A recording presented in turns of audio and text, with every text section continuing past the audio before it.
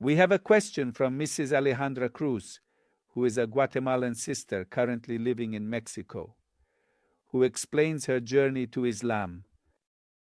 I want to know what Islam says about salvation for Christians. My family are good people. My mother is a respectable woman, a pure soul devoted to God, and that's how I see her. This is the concept I have of her, and it's the truth for me. But my mother is Christian and believes that Jesus is God and that God is the Trinity. It saddens me that she and other good people can't find salvation and eternal life and all of God's rewards, because the love for God is great, the love my mother has, and this love has reached my heart since I was born through her. Only that I am a seeker of the truth and she closes herself off to any other truth because we have been taught that it is blasphemy, questions the Bible. According to the Christian creed, I would not find salvation because I ask for forgiveness directly from God, and I do not do it through Jesus. I believe that Jesus is a prophet of God, and I do not believe that Jesus is the Son of God, and I do not believe that Jesus is God. And this is a great sin, great blasphemy to the creed that was given to me at birth. So I need to know what Islam says about the salvation of good Christians. I plan to pray to God for my mother to find salvation and for all the good people in the world who love Him to be able to reach Him, because God is a good God and knows how to read our hearts. Thank you in advance for your attention, for your time, and for reading my message, which is lengthy, but it's because I wanted to introduce myself a bit more, so you could get to know this humble follower of your channel and understand the story better. I also hope to support you now so that you can continue spreading Islam. All right. Now let's look at the response from that dear sister one by one. First, how will God judge Christians? It's an important question. First, we need to know if all Muslims go to heaven. The answer is no. There are Muslims who will be fuel for the hellfire. If a Muslim has known the truth, has recognized the truth, and has rejected the truth, despite having known it, then that person will be someone from hell. That if you are a Muslim, if you pray, if you have fasted, yes, but since you have rejected the truth, then in that regard, you have been a kafir. Kafir is a term for a person who has rejected the truth, someone who has known it out of their own interest. That person can be Muslim, Christian, Jewish, atheist, or whatever. It means they have known the truth. Even though they have known the truth, they have rejected the truth. Any of these rejections is enough for a person to have committed kufr. Kufr means to reject the truth. Once a person rejects the truth with their words, saying, I don't want to convert to Islam, he knows the truth of Islam, like Satan. Satan knows that the truth is with Islam and that Islam is the truth, but despite everything he knows, he rejects the truth. So Satan has rejected Islam many times, in speech, in the heart, and in action, in three ways. The person who has rejected Islam with their words is also doing so with their heart, and they are also doing it through their actions.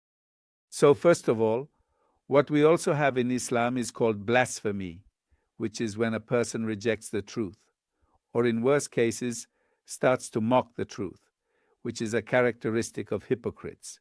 They know the truth and mock the believers, just like all those who mock the prophets, like the Pharisees who mocked Jesus, and like those mushrik Mekkah who mocked the Prophet of Islam, among others. Well, first of all, there's no doubt they are going to hell. It doesn't matter how someone self-identifies. It doesn't matter what part or group they belong to. For example, nowadays, those who are muftis in Saudi Arabia are already seeing that the truth is that Islam commands us to defend the truth, to defend a part of the truth. It is a religious obligation to defend innocent children. When a person, out of their own interest, stays silent in the face of what is today called genocide in Gaza, are they a Muslim? Yes. They pray in Masjid al-Haram? Yes. Does he have a very beautiful recitation of the Quran? Yes. But they go to hell. Why? The Prophet of Islam said, Man asbaha walam yahtam bi umur al-muslimin falaysa bi-muslim. Whoever stands up and doesn't care about what happens to others is not a believer. is not a Muslim. Or a person who hears someone crying out, Ya lal Muslimin, please help, help. And if they don't pay attention to the oppressed person, then they are not a believer, they are not a Muslim. Nowadays, thousands of Palestinian children are being massacred every day. So, that person who is a mufti, who appears to be a religious person, is a sheikh in Saudi Arabia, in Egypt, and stays silent, not saying anything, and not defending Palestine, that person cannot be considered a Muslim. On the day of judgment, they go straight to hell, along with Pharaoh, along with the oppressors, along with Cain, with all of them. So that's it. First of all, rejecting the truth with your words. Once you speak, once you stay silent, and both are ways of rejecting the truth. If you hear the truth and have to express it to defend the truth but remain silent, then that is also part of rejecting the truth. Well, another type of rejection of the truth that can lead a person to hell is through their actions. If they know the truth and speak it, but do not practice it, that's a rejection too. For example, a religious person comes and says, oh, Muslims have to be pious people, help the poor, and they themselves don't help the poor. We have to pray on time, but he himself doesn't pray the rest of the time. It's a sin. When a person keeps committing sin, that will lead them to hell. Do you see it? A person says not to be morbid, but they themselves are morbid. So that will lead them to hell. So it's not just about salvation through words, but through actions, meaning your actions have to match your words. And all of that starts to, we can say, rub the faith in the heart. It begins to sprout faith in the heart. So faith starts to grow. When what you say with your mouth starts to be fulfilled by your actions, then faith grows. Faith is the key to salvation, as that is central to Islam. Surrender to the truth that you have known. So let's see. God speaks. من عمل بما علم علمه الله علم ما لا يعلم. About God, that's a sunnah of God, a way, a behavior of God. When a person fulfills what they know, God teaches them the rest that they need to know. So, if that person who is not Muslim is fulfilling everything they know, God is in charge of teaching them the rest of the truth they need for their salvation.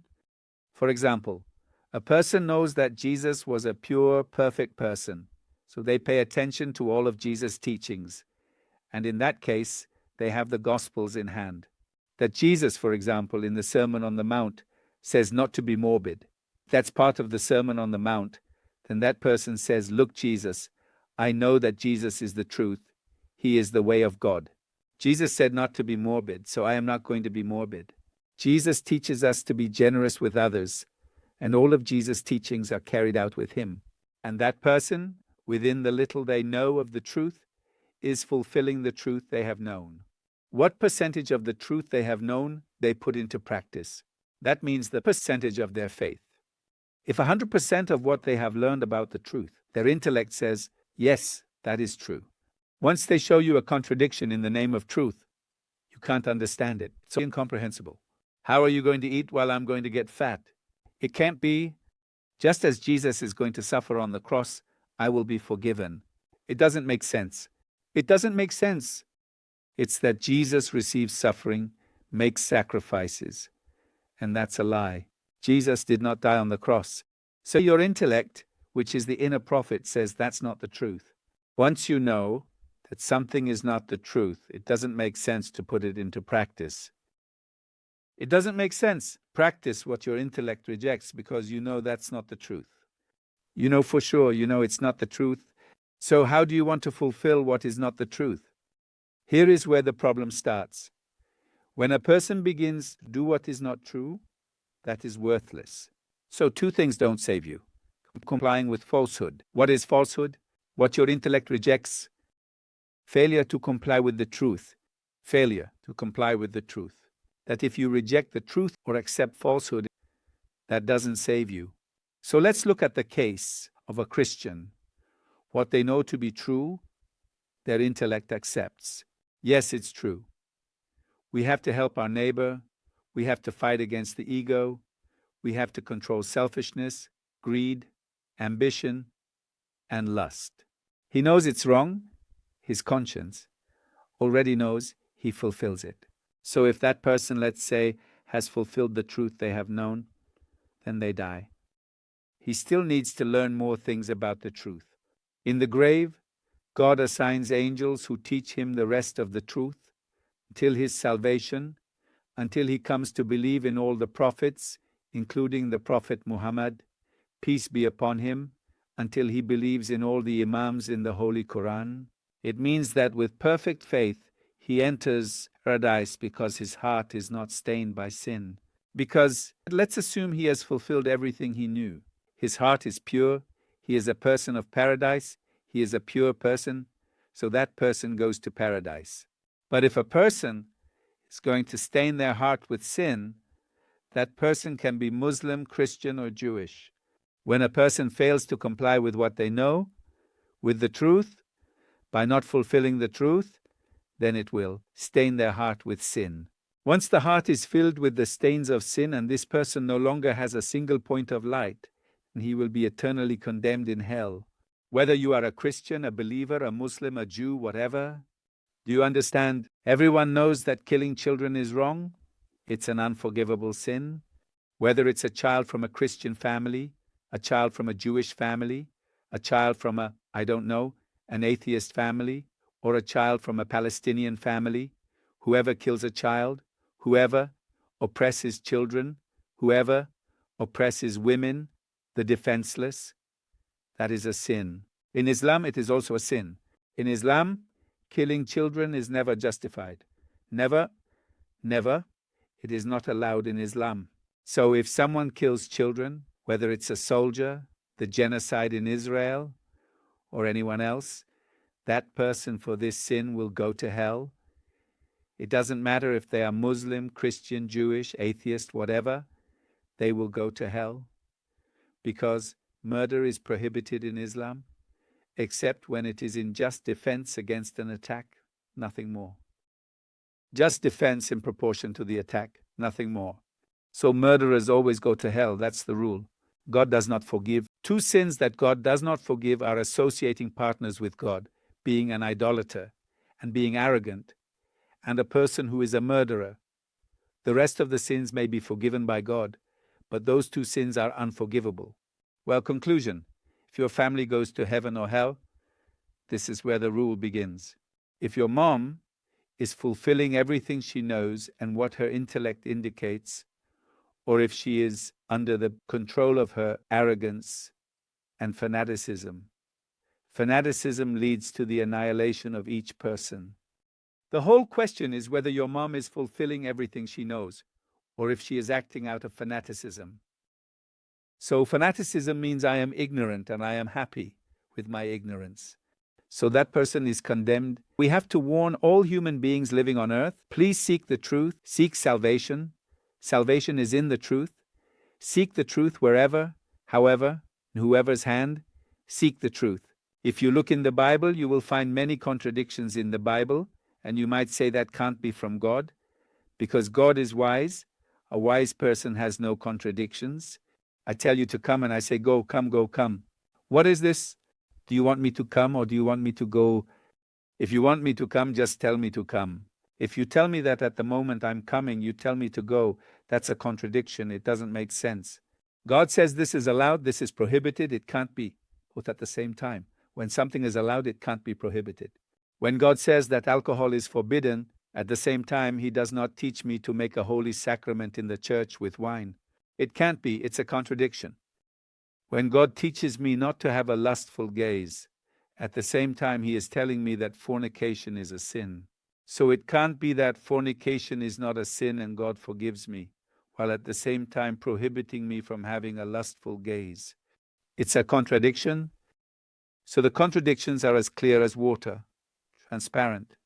A person just has to move past, or rather transcend their arrogance. Our arrogance prevents us from recognizing the truth. First, we have to teach everyone, your mom, everyone, to set aside their fanaticism. Fanaticism comes from our arrogance. I follow Islam because my parents are Muslims. That's called arrogance. It's called fanaticism. If I follow Islam because it is the truth, that's fine. But I say, oh, because I am Arab, I am Muslim. It doesn't make sense. And I tell you, you're a Christian because you've researched and reached that point. No. He says, since we are of some origin, I don't know what, we are from the family of the kingdom of the Catholic kings of Spain, so we remain Catholics. And that's false. God doesn't accept that. You are a follower of the Catholic kings. To what extent do you know that they are the right people on the path of God? So you can't say that I follow them because they were on that path, I follow my parents. No, God doesn't accept that. As a Muslim, Christian, Jew, or atheist, God asks why you chose that path. You have to express it with reasonable arguments so that your inner prophet, your intellect, doesn't reject it. So the path is very clear. Who goes to paradise? The people who have put the truth into practice with humility, who have rejected fanaticism and arrogance, who have sought the truth, have submitted themselves, submitted before the truth. That's called Islam. Islam is taslim, submission. If you have submitted yourself before the truth, in deed, action, practice, and heart, then you are already on your way to paradise. If a person becomes arrogant saying, oh, I don't want to know about Islam, I don't want to know the truth, I don't want to think, I love my fanaticism. Whoever that person is will go to hell. Be an Arab, alas, I am arrogant. An Arab from the kingdom of Saudi Arabia, a Wahhabi who kills children in Yemen, will go to hell. Just like an Israeli soldier who kills Palestinian children will go to hell, so will an arrogant, fanatic evangelical pastor who rejects Islam, even though he knew that Islam is the truth, saying, oh, I can make money here, so I reject Islam, will surely go to hell too. But ordinary people, it all depends on the degree of their submission before the truth. God bless you. Wassalamu alaikum wa rahmatullahi wa barakatuh.